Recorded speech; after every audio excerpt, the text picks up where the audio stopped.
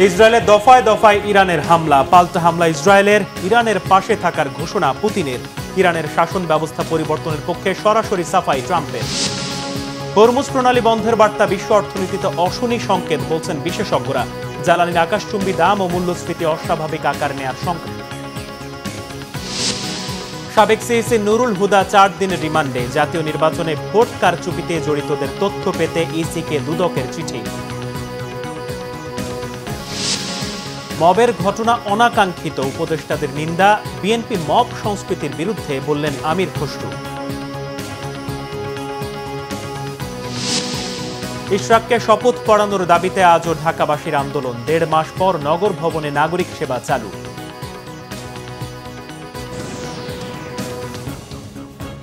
দেখছিলেন crown cement সংবাদ শিরোনাম। এবারে বিস্তারিত। শুরুতেই আন্তর্জাতিক প্রসঙ্গ। ইরানের পরমাণু স্থাপনায় যুক্তরাষ্ট্রের হামলার পর আজও ইসরায়েলের একাধিক অবস্থানে ক্ষেপণাস্ত্র হামলা চালিয়েছে তেহরান। এদিন ইরানের 6টি বিমানবন্দরে হামলা চালিয়ে কমপক্ষে 15টি বিমান ধ্বংসের দাবি করেছে ইসরায়েল। সেই সঙ্গে হামলা হয়েছে তেহরানের বিদ্যুৎ বিতরণ স্থাপনা আর এভিন কারাগারে। এমন অবস্থায় ইহুদিবাদী শত্রুদের বিরুদ্ধে শাস্তি অব্যাহত রাখার হুঁশিয়ারি দিয়েছেন ইরানের সর্বোচ্চ নেতা আয়াতুল্লাহ আলী খামেনি। আর ইরানের পাশে থাকার ঘোষণা দিয়েছেন রুশ প্রেসিডেন্ট ভ্লাদিমির পুতিন। এদিকে সিরিয়ায় থাকা মার্কিন সামরিক ঘাঁটিতে হামলার দাবি করছে ইরান। হামলার ভয়ে কাতারের মার্কিন দূতাবাস থেকে নাগরিকদের নিরাপদে সরিয়ে নেওয়া হয়েছে। শহীদ আরাফাতের ডেস্ক রিপোর্ট। ইরানের পরমাণু স্থাপনায় যুক্তরাষ্ট্রের হামলার পর সোমবার ভোর হওয়ার আগে ফের ইসরায়েলের মাটিতে মিসাইল হামলা চালায় তেহরান। হামলার আগে তেল আবিব, পশ্চিম তীরের বসতি এবং ইসরায়েলের উত্তরাঞ্চলে সতর্কতা সাইরেন বেজে ওঠে। প্রাণহানি কমাতে আশ্রয় কেন্দ্রে চলে যায় সাধারণ ইসরায়েলিরা। পাল্টা ইরানেও হামলা চালিয়েছে ইসরায়েল। হতাহত হয়েছে বেশ কয়েকজন। ইসরায়েলের শাস্তি দেওয়া অব্যাহত থাকবে বলে জানিয়েছেন ইরানের সর্বোচ্চ নেতা আয়াতুল্লাহ আলী খামেনি। ইরানে যুক্তরাষ্ট্রের হামলার পর প্রথম বিবৃতিতে তিনি এমনটি জানান। খামেনি জানান, জায়নবাদী শত্রু বড় ভুল করেছে, বড় অপরাধ করেছে। এর শাস্তি তাদের অবশ্যই পেতে হবে। এর মধ্যে রুশ প্রেসিডেন্ট ভ্লাদিমির পুতিনের সাথে আলোচনা করতে রাশিয়া গেছেন ইরানের পররাষ্ট্রমন্ত্রী আব্বাস আরাকচি। যুক্তরাষ্ট্রের হামলার প্রতিক্রিয়ায় ইরানের পরবর্তী করণীয় জানতেই এই সফর বলে মত বিশ্লেষকদের। এর আগে অবশ্য যুক্তরাষ্ট্রের হামলায় কড়া নিন্দা জানিয়েছে রাশিয়া। এদিকে ইরানকে কখনোই পারমাণবিক অস্ত্র তৈরি করতে দেওয়া হবে না বলে এক ফোনালাপে ঐক্যমত্যে পৌঁছেছেন মার্কিন প্রেসিডেন্ট ডোনাল্ড ট্রাম্প ও যুক্তরাজ্যের প্রধানমন্ত্রী কিয়ার স্টারমার। ইরানে হামলার পর সার্বিক পরিস্থিতি পর্যালোচনা করতে জাতীয় নিরাপত্তা দলের সাথে বৈঠক ডেকেছেন মার্কিন প্রেসিডেন্ট ডোনাল্ড ট্রাম্প। ইরানের শাসন ব্যবস্থা নিয়ে এক পোস্টে ট্রাম্প লিখেন, যে শাসন ব্যবস্থা ইরানকে মহৎ করতে পারে না তার পরিবর্তন কেন হবে না। মধ্যপ্রাচ্যে মার্কিন ঘাঁটি লক্ষ্য করে ইরানের হামলার শঙ্কায় সতর্কতা জারি করেছে ওয়াশিংটন। এমনকি বিশ্বব্যাপী মার্কিন নাগরিকদের চলাফেরায় সতর্ক থাকার আহ্বান জানিয়েছে মার্কিন পররাষ্ট্র দপ্তর। তবে মধ্যপ্রাচ্য পরিস্থিতি বিপজ্জনক মোড় নেয়ায় কূটনৈতিক সমাধান ছাড়া অন্য কোনো উপায় দেখছেন না জাতিসংঘ মহাসচিব আন্তোনিও গুতেরেস। বলছেন, প্রতিশোধের পর প্রতিশোধের ঝুঁকিতে এই অঞ্চলের পরিস্থিতি অত্যন্ত নাজুক। যুক্তরাষ্ট্রের হামলার নিন্দা জানিয়েছে পাকিস্তান। ইরানের হামলার প্রতিবাদে করাচি ও ইসলামাবাদে বিক্ষোভ করেছে সাধারণ জনতা। ইরানের পারমাণবিক স্থাপনায় যুক্তরাষ্ট্রের হামলার পর বিশ্ববাজারে ব্যাপক হারে বেড়েছে জ্বালানি তেলের দাম। এর মধ্যেই হরমুজ প্রণালীর গতিপথ পরিবর্তন করে দুটি সুপার ট্যাঙ্কার ইউটার্ন নিয়েছে। ট্যাঙ্কার দুটি 20 লক্ষ ব্যারেল অপরিশোধিত তেল বহন করতে সক্ষম। এই হরমুজ প্রণালী পুরোপুরি বন্ধ হলে বন্ধ হয়ে যাবে শত শত জাহাজ চলাচল। এতে বিশ্ববাজারে তেলের দাম আকাশচুম্বী হওয়ার শঙ্কা বিশেষজ্ঞদের। শহীদ আরাফাত, বাংলাভিশন নিউজ ডেস্ক।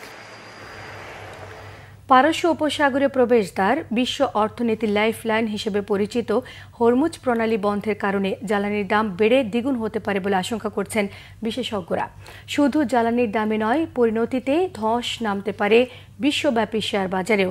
পৃথিবীর বুকে মাত্র 33 কিলোমিটার দীর্ঘ একটি জলপথ বন্ধ হলে বিশ্ব অর্থনীতি হয়ে পড়বে টালমাটাল। অর্থনৈতিক সুনামির আকার নিতে পারে এই সংকট। রিপোর্ট করছেন মুহিবুল্লাহ মুহিব। হরমুজ প্রণালী কেবল একটি জলপথ নয়, এটি বিশ্ব অর্থনীতির একটি গুরুত্বপূর্ণ ধমনীর মতো। আর এটি সামান্য সময়ের জন্য বন্ধ থাকলে স্থবির হয়ে পড়বে বিশ্ব অর্থনীতি। বৈশ্বিক খনিজ তেল বাণিজ্যের 33% সরবরাহ হয় এই প্রণালী দিয়েই। এই প্রণালীর পুরোটাই ইরানের উপকূল বরাবর অবস্থিত। তাই ইরান যখন এটি বন্ধের ঘোষণা দেয়, তখন তা ফাঁকা বুলি হিসাবে উড়িয়ে দেওয়ার সুযোগ থাকে না। হরমুজ প্রণালীর খুব কাছে বাহরাইনে রয়েছে মার্কিন যুক্তরাষ্ট্রের ৫ম নৌবহরের সদর দপ্তর। কেবল সামরিক ঘাঁটি হিসাবে নয়, পারস্য উপসাগরে যুক্তরাষ্ট্রের শক্তির প্রতীক এটি। ইরান হরমুজ প্রণালী বন্ধ করে দিলে যুক্তরাষ্ট্র হাত গুটিয়ে বসে থাকবে কিনা, এটিও এক বড় প্রশ্ন বলে মনে করছেন বিশেষজ্ঞরা।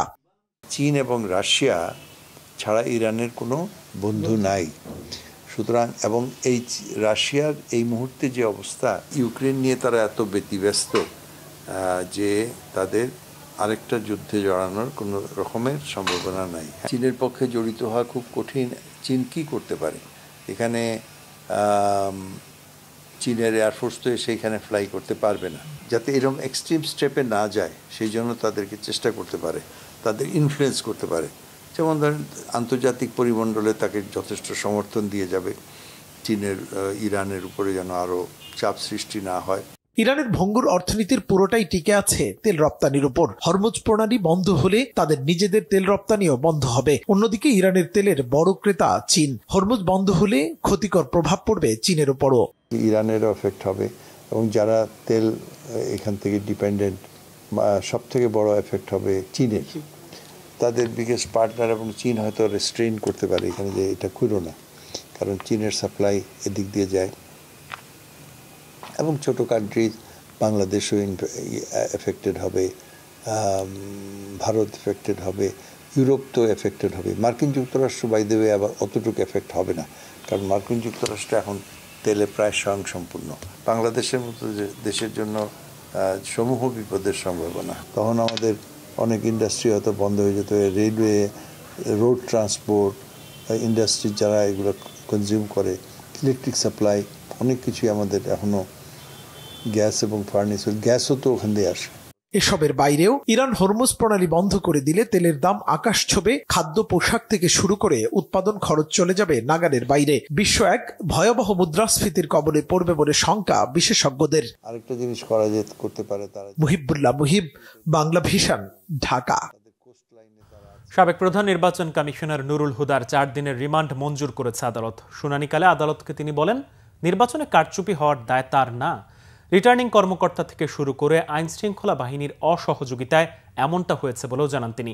তবে এদের বিরুদ্ধে তৎকালীন সময়ে কোনো ব্যবস্থা নেওয়া হয়েছিল কিনা আদালতের এমন প্রশ্নে নিশ্চুপ ছিলেন নুরুল হুদা।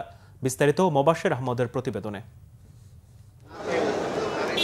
বিগত 3টি বিতর্কিত নির্বাচনের একটি হয়েছিল 2018 সালে, যে সময় প্রধান নির্বাচন কমিশনার ছিলেন KM নুরুল হুদা। তার মেয়াদে অনুষ্ঠিত হয় জাতীয় নির্বাচন, ব্যাপকভাবে পরিচিতি পায় রাতের ভোট হিসেবে। অভ্যুত্থানে দেশের প্রেক্ষাপট পরিবর্তনের 10 মাস পর বিএনপির করা নির্বাচন কারচুপির মামলায় আবার দৃশ্যপটে সাবেক প্রধান নির্বাচন কমিশনার KM নুরুল হুদা। রবিবার রাতে উত্তরার নিজ বাসা থেকে জনতার হাতে আটক হন তিনি। পরে তাকে পুলিশের সোপর্দ করে উত্তেজিত জনতা। উত্তরা থেকেই রাতে মিন্টু রোডের ডিবি কার্যালয়ে আনা হয় তাকে। সোমবার দুপুরে কড়া নিরাপত্তায় ঢাকার CMM আদালতে নিয়ে আসা হয় নুরুল হুদা সহ মামলার এজাহারভুক্ত আসামিদের। এ সময় নুরুল হুদার 10 দিনের রিমান্ড চেয়ে এজলাসে তোলা হয়। শুনানি চলাকালে আদালত নুরুল হুদাকে বক্তব্য দেওয়ার সুযোগ দিলে কারচুপি নির্বাচনের দায় চাপান রিটার্নিং কর্মকর্তা সহ আইন শৃঙ্খলা বাহিনীর ওপর। তবে রাতের ভোট আয়োজনে নুরুল হুদা সরাসরি সরকারের তাবেদার হয়ে কাজ করেছেন বলে দাবি করেন রাষ্ট্রপক্ষের আইনজীবীরা। দুপক্ষের যুক্তিতর্ক শেষে আদালত 4 দিনের রিমান্ড মঞ্জুর করে KM নুরুল হুদার। বিজ্ঞ আদালত উভয় পক্ষের বক্তব্য শোনার পর তার বিরুদ্ধে 4 দিনের রিমান্ড মঞ্জুর করে তাকে আরও জিজ্ঞাসাবাদ করার জন্য তদন্তকারী কর্মকর্তার হাতে ন্যস্ত করেন। আজকে সে নির্লজ্জভাবে আজকেও সে স্বীকার করছে না সে যে অপরাধ করেছে। পেনাল কোডের যে ধারাগুলোতে অভিযুক্ত করা হয়েছে সে সকল ধারাগুলো বেইলেবল সেকশন, এবং ওই ধারাগুলো নির্বাচন কমিশনের কোনো কর্মকর্তার উপরে লাই করে না। এবং আমরা বলেছি যে এই ধারাগুলো শুধু নির্বাচনের যে প্রার্থী এবং ভোটারদের উপরে এই ধারাগুলো বর্তায়। অতএব বিজ্ঞ আদালতকে আমরা এটি বুঝাতে সক্ষম হয়েছি। এদিকে একই কোর্ট জামিন আবেদন নামঞ্জুর করে সাবেক এমপি সাবিনা আক্তার তুহিনকে জেল হাজতে পাঠানোর নির্দেশ দেন। মুবাশশির আহমেদ, বাংলা ভিশন, ঢাকা। 2018 সালের জাতীয় নির্বাচনে শতভাগ ভোট কাস্ট হওয়া কেন্দ্রের কর্মকর্তাদের খুঁজছে দুর্নীতি দমন কমিশন দুদক। ভোট কারচুপিতে জড়িতদের তথ্য পেতে ইসিতে চিঠি পাঠিয়েছে সংস্থাটি। সেই সঙ্গে ক্ষমতার অপব্যবহার করে 2014 এবং 2024-এর পাতানো নির্বাচনে প্রভাবশালীদের তথ্য চায় দুর্নীতি দমন কমিশন দুদক। রিপোর্ট করছেন ফরুক বাবু। আওয়ামী লীগ সরকারের অধীনে বিতর্কিত জাতীয় সংসদ নির্বাচনের প্রেক্ষাপট নিয়ে এবার তদন্তে নেমেছে দুর্নীতি দমন কমিশন। অভিযোগ এসেছে 2014, 2018 এবং 2024-এর নির্বাচনে আওয়ামী লীগকে জেতাতে রাষ্ট্রীয় ক্ষমতার অপব্যবহারে জড়িত ছিলেন দলটির বিভিন্ন পর্যায়ের নেতাকর্মী সহ সরকারের উচ্চ পর্যায়ের কর্মকর্তারাও। সন্ধান দল রেকর্ডপত্র সংগ্রহের জন্য অধিযাচনপত্র প্রেরণ করেছেন এবং অনেক ক্ষেত্রে তারা কিছু কিছু রেকর্ডপত্র পেয়েছেন। আরও যেসব তথ্যাদি প্রয়োজন সেই জন্য তারা কাজ করছেন এবং সব রেকর্ডপত্র প্রাপ্তি শেষে সংশ্লিষ্ট অভিযোগ প্রমাণের সহায়ক যারা রয়েছেন এবং যারা অভিযোগ সংশ্লিষ্ট ব্যক্তি রয়েছেন তাদেরকে জিজ্ঞাসাবাদ শেষে তারা প্রতিবেদন দাখিল করবেন। চলতি বছরের জানুয়ারিতে এসব অভিযোগের অনুসন্ধানে নামে দুদক। তখন গঠন করা হয় 5 সদস্যের কমিটি। অনুসন্ধান দল এবার 2018 সালের নির্বাচনে শতভাগ ভোট পড়েছে এমন কেন্দ্রের কর্মকর্তাদের তথ্য চেয়েছে নির্বাচন কমিশনে। আমাদের কাছে তথ্য রয়েছে যে 13টা নির্বাচনী কেন্দ্রে শতভাগ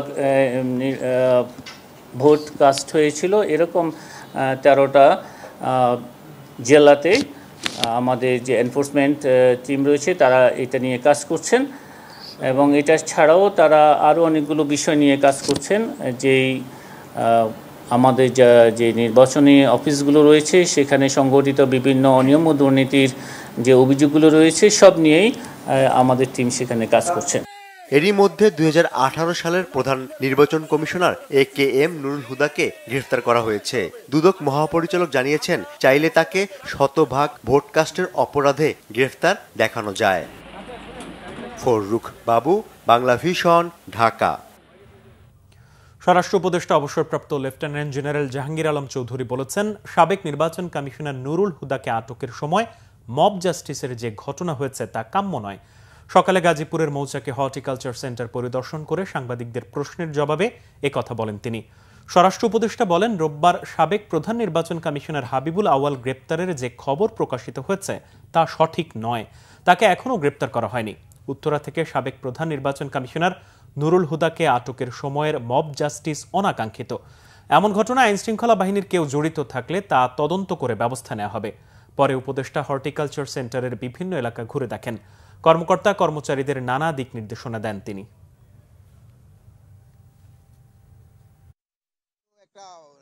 মিডিয়া বলতেছেন যে হাবিবুল আউয়াল অ্যারেস্ট হয়েছে, ইনফ্যাক্ট এখন পর্যন্ত অ্যারেস্ট হয়নি। অ্যারেস্ট হয়েছে নুরুল হুদা সাহেব উত্তরা থেকে। বাট ওনার যেভাবে করা হয়েছে যে মব জাস্টিস, এটা হলো কোনো অবস্থায় গ্রহণযোগ্য না। এই সব কোনো ঘটনা ঘটলে আইন শৃঙ্খলা বাহিনীর কাছে তারা হস্তান্তর করবে এবং আইন শৃঙ্খলা বাহিনী প্রপার অ্যাকশন নেবে। আর ওখানে আরেকটা দেখা গেছে যে আইন শৃঙ্খলা বাহিনীর সামনেও ওনার উপরে করা হচ্ছে। এটার জন্য আমরা একটা তদন্ত করে দেখব। এটার সাথে যদি কোনো আইন শৃঙ্খলা বাহিনী জড়িত থাকে তাদের বিরুদ্ধে আমরা আইনানুগ ব্যবস্থা নেব। দেশে এখনও চলা মব জাস্টিসের ঘটনার তীব্র নিন্দা জানিয়েছেন পরিবেশ, বন এবং জলবায়ু পরিবর্তন এবং পানি সম্পদ উপদেষ্টা সৈয়দা রিজওয়ানা হাসান। বলেন, মব জাস্টিসের ক্ষেত্রে স্বরাষ্ট্র মন্ত্রণালয় থেকে ব্যবস্থা নেওয়া হবে। বিশ্ব পরিবেশ দিবস এবং পরিবেশ মেলা উপলক্ষে সচিবালয়ে সংবাদ সম্মেলনে তিনি সব কথা বলেন। সৈয়দা রিজওয়ানা হাসান বলেন, দেশে একটি আদর্শ পরিবেশে অন্তর্বর্তী সরকার দায়িত্ব গ্রহণ করেনি। বর্তমানে পুলিশ অনেক জায়গাতেই সক্রিয় আছে, আরও সক্রিয় হবে বলে আশ্বস্ত করেছেন রিজওয়ানা হাসান। সেন্ট মার্টিনের প্রাকৃতিক পরিবেশ ফিরে আসতে শুরু করেছে জানিয়ে তিনি বলেন, দ্বীপটি নিয়ে একটি মাস্টার প্ল্যানের চিন্তা ভাবনা করা হচ্ছে। তিনি জানান, সেন্ট মার্টিন দ্বীপ নিয়ে কোনো আশঙ্কা থাকার কথা নয়, এটিকে বাঁচানো দরকার। দ্বীপটি বাঁচাতে পারলেই সব আশঙ্কা দূর হয়ে যাবে। জানান, দেশের শপিং সেন্টারগুলো শতভাগ পলিথিন ব্যাগ মুক্ত হয়েছে, তবে কাঁচা বাজারগুলোতে নিজেদের অভ্যাসের একটি চ্যালেঞ্জ রয়েছে। 17টি পণ্যকে একবার ব্যবহৃত প্লাস্টিক হিসেবে তালিকাভুক্ত করা হয়েছে। শিগগিরই এই পণ্যের বিরুদ্ধে অভিযান শুরু হবে বলেও জানিয়েছেন উপদেষ্টা। লন্ডন বৈঠকের মধ্য দিয়ে দেশ নির্বাচনী টানেলে প্রবেশ করেছে বলেছেন বিএনপির স্থায়ী কমিটির সদস্য আমির খসরু মাহমুদ চৌধুরী। সোমবার বিকেলে গণফোরামের সাথে বিএনপির লিয়াজো কমিটির বৈঠক শেষে কথা বলেন তিনি। ডক্টর ইউনূস তারেক রহমান বৈঠকের পর ফেব্রুয়ারিতে নির্বাচনের ঘোষণায় ভোট আয়োজনের সব সংশয় কেটে গেছে বলেও দাবি তার। জানান, নির্বাচনী তফসিল ঘোষণায় আরও কিছুটা সময় অপেক্ষা করতে হবে। সাংবাদিকদের প্রশ্নের জবাবে আমির খসরু বলেন, বিএনপি মবের বিরুদ্ধে শক্ত অবস্থানে রয়েছে, এখান থেকে সরে আসার সুযোগ নেই। দলের কেউ এর সাথে যুক্ত হলে ব্যবস্থা নেওয়া হবে বলেও জানান তিনি। গণফোরামের পর সন্ধ্যায় এনডিএম এর সাথে বৈঠক করে বিএনপির লিয়াজো কমিটি।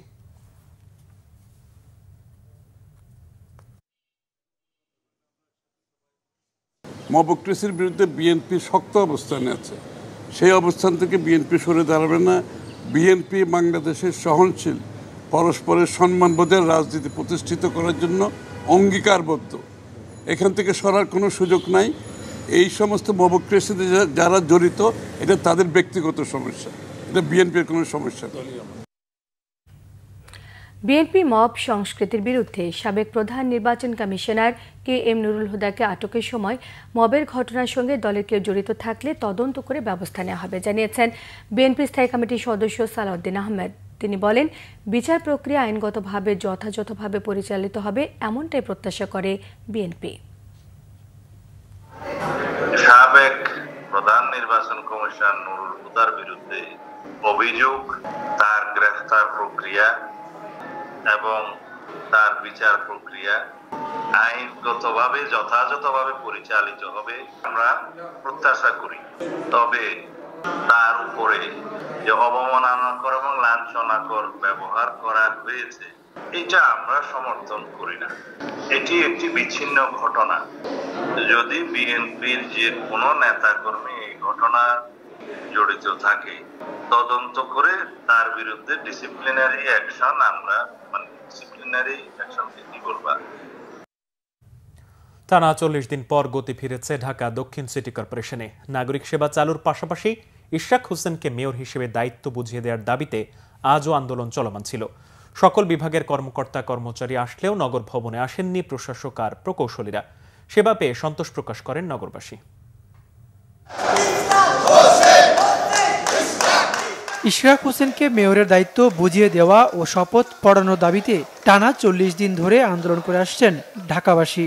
সোমবার সকাল 11টা থেকে অবস্থান কর্মসূচি পালন করে ঢাকাবাসী। কর্মসূচিতে যোগ দিতে নগরীর বিভিন্ন থানা থেকে মিছিল নিয়ে নগর ভবনে জড়ো হন ইশরাক হোসেনের সমর্থকরা। নগর ভবনের প্রবেশ মুখে অবস্থান নিয়ে বিভিন্ন ধরনের স্লোগান দিতে থাকেন ইশরাক সমর্থকরা। এ সময় তারা স্থানীয় সরকার উপদেষ্টার ভূমিকা নিয়েও সমালোচনা করেন। ঢাকাবাসী বলেন, আদালতের নির্দেশনা ও সরকারের গেজেট প্রকাশের পরও তারা শপথ না পড়িয়ে সরকার আইনের লঙ্ঘন করেছে। আদালতের মাধ্যমে যে রায় ঘোষণা করা হয়েছিল, ওনাকে বিজয় ঘোষণা করা হয়েছে, তারপর গেজেট প্রকাশ করা হয়েছিল, তারপর ওনাকে শপথ না পড়িয়ে মেয়রের দায়িত্ব না বুঝিয়ে টালবাহানা চলছে। আমরা ঢাকাবাসী মনে করি, পরিষ্কার ভাষা বলে দিতে চাই, আমরা আন্দোলন সংগ্রাম করতে করতে এ পর্যন্ত এসেছি। ওনাকে অচিরেই এই নগর ভবনে বসে ওনার দায়িত্বকে বুঝিয়ে দিয়ে এই অপরিচ্ছন্ন নগরকে পরিচ্ছন্ন করার জন্য ইঞ্জিনিয়ার ইশরাক হোসেনকে অবশ্যই প্রয়োজন। শপথ নিয়ে যত বন্ধু আমার ইশরাক সাহেবকে না বসাবে মেয়র হিসাবে, আমার ঢাকাবাসী এটা সবসময় এদিকে থাকবো মরাক পর্যন্ত, যত বন্ধু রাজনীতিক আমাদের ইশরাক সাহেব না বসবে। নির্বাচন কমিশন গেজেট দিয়েছে, আদালত রায় দিয়েছে। এই সরকার যেহেতু মেয়াদ তোয়াক্কা করে নাই, তা আমরা তোয়াক্কা করব না। আমাদের ঢাকা সিটি কর্পোরেশনের জনগণের বিজয় নিয়ে এবং মেয়র ইশরাককে চেয়ারে বসিয়ে যতদিন লাগে আমরা আমাদের আন্দোলন চালিয়ে যাব। এদিকে অন্য যে কোনো দিনের চেয়ে সোমবার আলাদা ছিল ঢাকা দক্ষিণ সিটি কর্পোরেশন। নাগরিক সেবা নিতে সকাল থেকে নগর ভবনে আসেন ঢাকাবাসী। কেউ এসেছেন ওয়ারিস সনদ নিতে, কেউ এসেছেন কারো মৃত্যু সনদ নিতে। নগর ভবন ছাড়াও সরব ছিল দক্ষিণ সিটির সব কার্যালয়গুলো। ওবায়দুল্লাহ মামুন, বাংলা ভিশন, ঢাকা। 3 দফা দাবি নিয়ে কাল স্বরাষ্ট্র উপদেষ্টার সঙ্গে দেখা করার আশ্বাসে মার্চ ফর যমুনা কর্মসূচি স্থগিত করেছে পিলখানা হত্যাকাণ্ডের ঘটনায় চাকরিচ্যুত বিডিআর সদস্যরা। চাকরিচ্যুত এবং কারাবন্দী বিডিআর সদস্যদের মুক্তি এবং পুনর্বাসনের দাবিতে আন্দোলন চালিয়ে যাবার ঘোষণা দিয়েছেন তারা। SM ফয়েজের রিপোর্টে থাকছে বিস্তারিত। পিলখানা হত্যাকাণ্ডের ঘটনায় চাকরি হারানো কারাবন্দী বিডিআর সদস্যদের মুক্তি এবং তাদের পুনর্বাসনের দাবিতে বেশ কয়েকদিন ধরে আন্দোলন চলছে। তারই ধারাবাহিকতায় যমুনা অভিমুখে পদযাত্রার চেষ্টা করে চাকরি হারানো সদস্যরা। শাহবাগ মোড়ে তাদের আটকে দেয় পুলিশ। পরে তারা জাতীয় জাদুঘরের সামনে অবস্থান নেন। আন্দোলনকারীদের দাবি, পিলখানা হত্যাকাণ্ড নিয়ে আওয়ামী লীগ সরকার অনেক নিরপরাধ জওয়ানকে ফাঁসিয়েছে। 2009 সালে যারা চাকরিচ্যুত হয়েছিল অন্যায়ভাবে, আমরা তাদেরকে পুনর্বাসন চাই। 2 নম্বর হচ্ছে যারা জেলখানায় বন্দী আছে তাদেরকে দ্রুত মুক্তি চাই। বিডিআর সদস্যকে চাকরিচ্যুত করার মাধ্যমে পুরো বাহিনীকে ধ্বংস করা হয়েছে। দাগি আসামি উনারা জামিন পেয়েছেন, মুক্তি পেয়েছেন এবং উনাদের মামলা খালাস হয়েছে, কিন্তু বিডিআর এর বেলায় কোনো প্রকার পদক্ষেপ নিচ্ছে না। আমাদের বিষয়টা যদি অতি দ্রুত সমাধান না করা হয়, আমরা আজকে 2 ঘন্টা ব্লকেটে গিয়েছি, আগামীকালকে আমরা আরো কঠোর কর্মসূচিতে যাব। চাকরি হারানো বিডিআর সদস্যদের দাবিকে যৌক্তিক উল্লেখ করে তাদের সঙ্গে একত্রতা প্রকাশ করেছে এনসিপি। বর্তমান সরকারকে স্পষ্ট করতে হবে তাদের উপরে বিদেশি কিংবা দেশের ভেতরের কোনো প্রতিষ্ঠান কিংবা ব্যক্তির চাপ রয়েছে কিনা।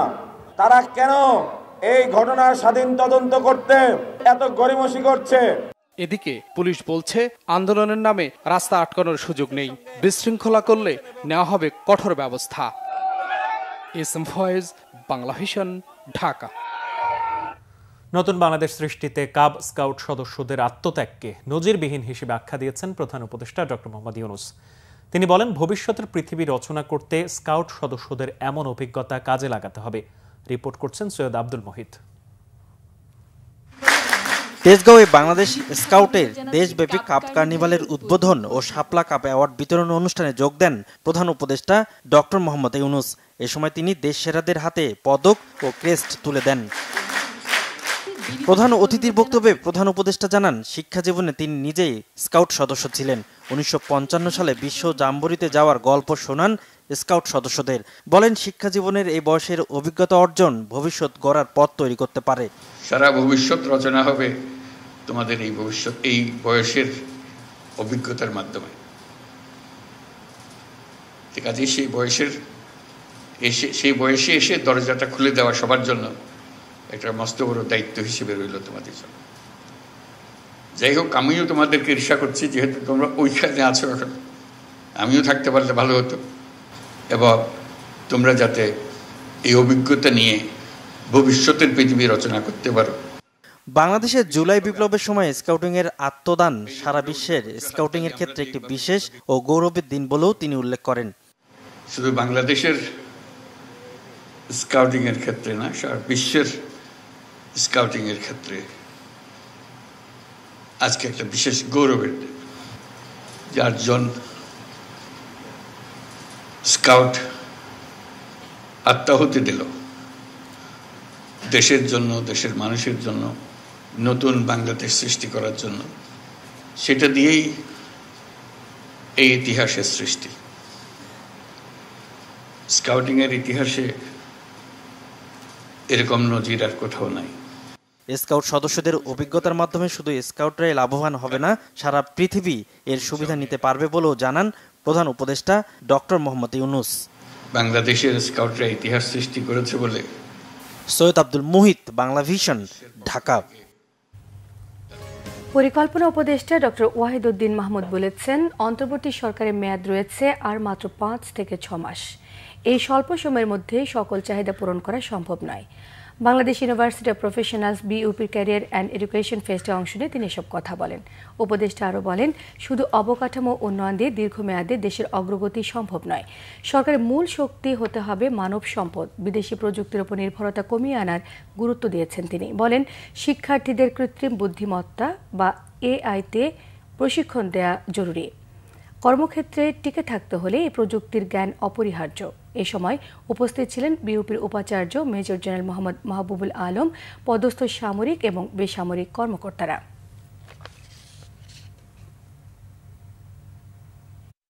ফ্যাসিবাদের দোসররা বিএনপির সদস্য হতে পারবে না বলে সাফ জানিয়ে দিয়েছেন দলটির নেতারা।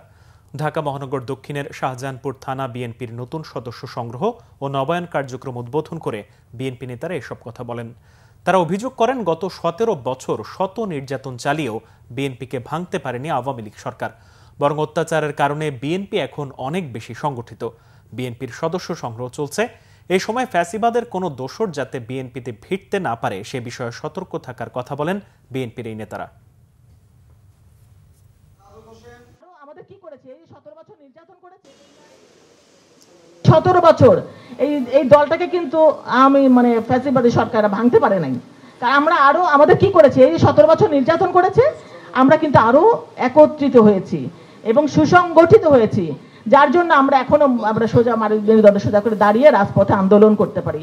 সেই জায়গাটা যেন আমরা সব সময় ধরে রাখতে পারি। আমাদের বক্তব্য পরিষ্কার, কোন দোসর, ফ্যাসিবাদের দোসর, আওয়ামী লীগের দোসর 16 বছর আওয়ামী লীগের সাথে থেকে সুযোগ সুবিধা নিয়েছে। এখন সময় পরিবর্তনের সাথে সাথে আপনাদের সাথে মিশে এই নতুন সদস্য সংগ্রহ করে একটা বাণিজ্য করার সুযোগ তৈরি করবে, এদেরকে সেই সুযোগ দেওয়া হবে না।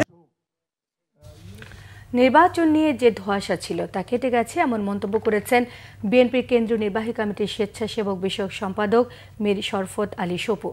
বিএনপির ভারপ্রাপ্ত চেয়ারম্যান তারেক রহমানের সহধর্মিণী ডাক্তার জুবাইদা রহমানের জন্মদিন উপলক্ষে মুন্সিগঞ্জে স্যার জগদীশ চন্দ্র বসু ইনস্টিটিউশন এবং কলেজে বৃক্ষরোপণ কর্মসূচির উদ্বোধন করেন মীর শরফত আলী সপু।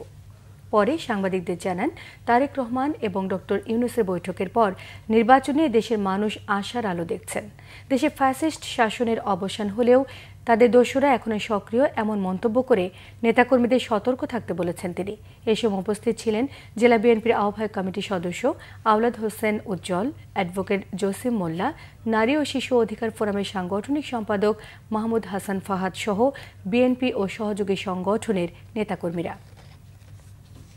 ঢাকা মেডিকেল কলেজের শিক্ষার্থীদের দাবি যৌক্তিক হলেও সমাধানে সময় লাগবে বলে জানিয়েছে স্বাস্থ্য মন্ত্রণালয়।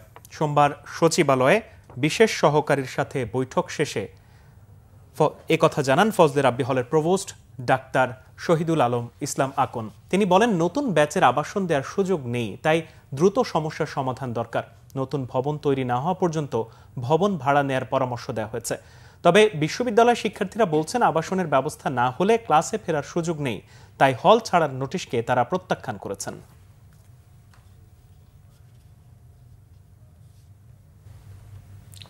সেন্ট মার্টিন এলাকায় নিরাপত্তার কোনো ধরনের ঝুঁকি নেই। কোস্টগার্ড সহ সব বাহিনী সতর্ক অবস্থানে রয়েছে। পাশাপাশি অবৈধ অনুপ্রবেশ বন্ধে কাজ করছে কোস্টগার্ড। দুপুরে কোস্টগার্ড সদর দপ্তরে অস্ট্রেলিয়ান বর্ডার ফোর্সের প্রতিনিধি দলের সঙ্গে বৈঠক শেষে এসব কথা জানান কোস্টগার্ড মহাপরিচালক রিয়ার অ্যাডমিরাল মোহাম্মদ জিয়াউল হক। জানান, সমুদ্র সীমানায় এখনও কোনো সমস্যা সৃষ্টি হয়নি। সমুদ্র সীমান্ত এলাকার নিরাপত্তায় কোস্টগার্ড কাজ করছে। 24 ঘন্টায় নজরদারি রাখছেন তারা। সমুদ্রে অভিযানের জন্য অস্ট্রেলিয়ার কোস্টগার্ড বাংলাদেশকে আধুনিক সরঞ্জাম উপহার দিয়েছে বলে জানান কোস্টগার্ড মহাপরিচালক। ভবিষ্যতে আরও বড় ধরনের সহায়তা পাবার কথা জানিয়েছেন তিনি। বাংলাদেশের সঙ্গে কাজ করতে পেরে সন্তুষ্টি প্রকাশ করেছে অস্ট্রেলিয়ান বর্ডার ফোর্সের প্রতিনিধি দল।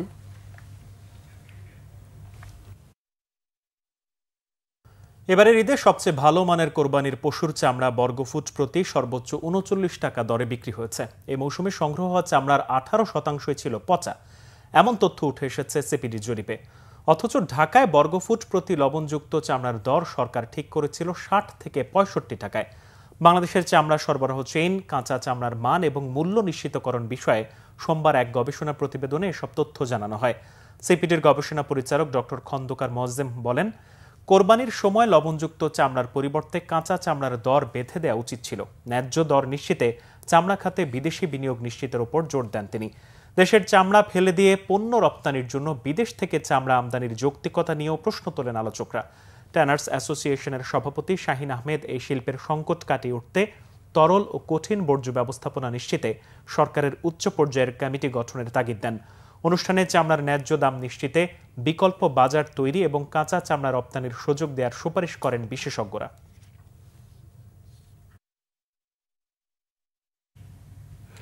আরো কিছু খবরে এখন থাকছে একটি desk report. Unilever Bangladesh limited এবং অরেঞ্জ কর্নার্স বাংলাদেশ যৌথভাবে economist in action powering features builders শীর্ষক অনুষ্ঠান হয়েছে রাজধানীতে। এতে প্রধান অতিথি ছিলেন অন্তর্বর্তী সরকারের প্রধান উপদেষ্টার আন্তর্জাতিক বিষয়ক বিশেষ দূত লুৎফে সিদ্দিকী। আরও উপস্থিত ছিলেন বাংলাদেশে নিযুক্ত নেদারল্যান্ডস রাষ্ট্রদূত আন্দে কারেস্ট্যান্স ও ইউনিলিভার বাংলাদেশের চেয়ারম্যান ও ম্যানেজিং ডিরেক্টর জাভেদ আক্তার সহ অন্যরা। রহিম আফরোজ বাজারে আনলো মেইনটেনেন্স ফ্রি আইপিএস। সোনারগাঁ হোটেলে এর উদ্বোধন অনুষ্ঠানে উপস্থিত ছিলেন রহিম আফরোজ গ্রুপের managing director Niaz Rahim, group business CEO Hasan ইন তৌফিক আহমেদ, সিওও মোখলেসুর রহমান ও head of sales marketing and service Nawaz Abdur Rahim. মেঘনা ব্যাংকের 12তম বার্ষিক সাধারণ সভা হয়েছে। সভাপতিত্ব করেন ব্যাংকের চেয়ারপারসন উজমা চৌধুরী। উপস্থিত ছিলেন ব্যাংকের নির্বাহী কমিটির চেয়ারম্যান তানভীর আহমেদ, নিরীক্ষা কমিটির চেয়ারম্যান আলী আক্তার রিজভী, ঝুঁকি ব্যবস্থাপনা কমিটির চেয়ারম্যান মোহাম্মদ মামুনুল হক, মোহাম্মদ নজরুল ইসলাম, হাবিবুর রহমান ব্যবস্থাপনা পরিচালক ও প্রধান নির্বাহী কর্মকর্তা কাজী আহসান খলিল এবং ভারপ্রাপ্ত কোম্পানি সেক্রেটারি সজীব কুমার সাহা সহ অন্যরা। Bangla vision news desk. Test ক্রিকেটে বাংলাদেশের 25 বছরের পদার্পণ উপলক্ষে সিলেট আন্তর্জাতিক ক্রিকেট স্টেডিয়াম মেতে উঠেছে ক্রিকেটের বর্ণিল উৎসবে। কার্নিভালের উদ্বোধন করেন বিসিবি সভাপতি আমিনুল ইসলাম বুলবুল। বিসিবি সভাপতি জানান, ক্রিকেট ব্যবস্থাপনার বিকেন্দ্রীকরণ, নারী ক্রিকেটের উন্নয়নের পরিকল্পনা করছে তার বোর্ড। সিলেট থেকে দীপু সিদ্দিকী রিপোর্ট, জানাচ্ছেন মানিক মাহমুদ। টেস্ট মর্যাদার 25 বছর পূর্তি উপলক্ষে দেশের 7 বিভাগে চলছে ক্রিকেট কার্নিভাল। রবিবার রাজশাহীতে হয়েছে অনূর্ধ্ব 12 ক্রিকেট উৎসব। সোমবার সে আয়োজনে সামিল সিলেট। দিনভর ছিল cricket tournament, pacer hunt, parental coaching, hit the stump, ছবি আঁকার প্রতিযোগিতার মতো মজাদার আয়োজন। দিনব্যাপী এই উৎসবে শিশু ক্রিকেটারদের উচ্ছ্বাস আর সাদা পোশাকের ক্রিকেটীয় প্রতিভায় মুখর ছিল স্টেডিয়ামটি। খুব অল্প সময়ে বাংলাদেশের অন্যতম আকর্ষণীয় ভেন্যুতে পরিণত হয়েছে সিলেট। রিজিওনাল ক্রিকেট অ্যাসোসিয়েশনকে শক্তিশালী করতে চান বিসিবি সভাপতি আমিনুল ইসলাম বুলবুল। টেস্ট ক্রিকেটের 25 বছর একটা বড় ব্যাপার। সেই সুযোগটা নিয়ে আমরা বিভিন্ন বিভাগে যেমন যাচ্ছি তেমন সিলেটেও এসেছি। এখানে মেইন কারণ হচ্ছে ক্রিকেটটাকে কীভাবে বিকেন্দ্রীকরণ করা যায়। প্রত্যেকটা উপজেলায়, জেলায় কম্পিটিটিভ বা প্রতিযোগিতামূলক কীভাবে ক্রিকেট আরও চালু করতে পারি এবং ক্রিকেটের যে কালচারটা আছে সেই কালচারটা আমরা প্রত্যন্ত অঞ্চলে ছড়িয়ে দিতে চাই। ছড়িয়ে দিয়ে আমরা শুধুমাত্র ক্রিকেটার না, সবাই তো আর জাতীয় দলে খেলে না, আমরা ক্রিকেটের মাধ্যমে ভালো বাংলাদেশের নাগরিকও তৈরি করতে চাই। বিসিবি সভাপতি জানান, দেশব্যাপী ক্রিকেট ছড়িয়ে দেওয়াই তার লক্ষ্য। শুধু পুরুষ নয়, নারী ক্রিকেটকেও এগিয়ে নিতে পরিকল্পনা করছে বোর্ড। আমরা সকলকে নিয়ে ডিসেন্ট্রালাইজেশনটা করতে চাই। ডিসেন্ট্রালাইজেশন মানে এই না যে শুধুমাত্র আমরা পৌঁছাবো এবং খেলাবো, সাথে সাথে আমরা যাতে ভালো ক্রিকেটার তৈরি করতে পারি সেই লক্ষ্যে কোচদেরও ট্রেনিং করাবো, আম্পায়ারদেরও ট্রেনিং করাবো এবং কীভাবে আমরা আরও ভালো ক্রিকেট উপহার দিতে পারি সেটাই আমাদের মূল লক্ষ্য। ক্রিকেট কার্নিভালের অংশ হতে পেরে দারুণ আনন্দিত খুদে ক্রিকেটাররা, উৎসাহ বেড়েছে অভিভাবকদেরও। Manik Mahmud, Bangla Vision, sports desk. সংবাদ শেষ করব। ক্রাউন সিমেন্ট শিরোনামগুলো আরও একবার জানিয়ে দিয়ে, ইসরায়েলের দফায় দফায় ইরানের হামলা, পাল্টা হামলা ইসরায়েলের, ইরানের পাশে থাকার ঘোষণা পুতিনের, ইরানের শাসন ব্যবস্থা পরিবর্তনের পক্ষে সরাসরি সাফাই ট্রাম্পের। হরমুজ প্রণালী বন্ধের বার্তা বিশ্ব অর্থনীতিতে অশনি সংকেত, বলছেন বিশেষজ্ঞরা। জ্বালানির আকাশচুম্বী দাম এবং মূল্যস্ফীতি অস্বাভাবিক আকার নেয়ার আশঙ্কা। সাবেক সিইসি নুরুল হুদার 4 দিনের রিমান্ডে, জাতীয় নির্বাচনে ভোট কারচুপিতে জড়িতদের তথ্য পেতে ইসিকে দুদকের চিঠি। মবের ঘটনা অনাকাঙ্ক্ষিত, উপদেষ্টাদের নিন্দা। বিএনপি মব সংস্কৃতির বিরুদ্ধে, বলেছেন আমির খসরু মাহমুদ চৌধুরী। ইশরাককে শপথ পড়ানোর দাবিতে আজও ঢাকাবাসীর আন্দোলন। 1.5 মাস পর নগর ভবনে নাগরিক সেবা চালু।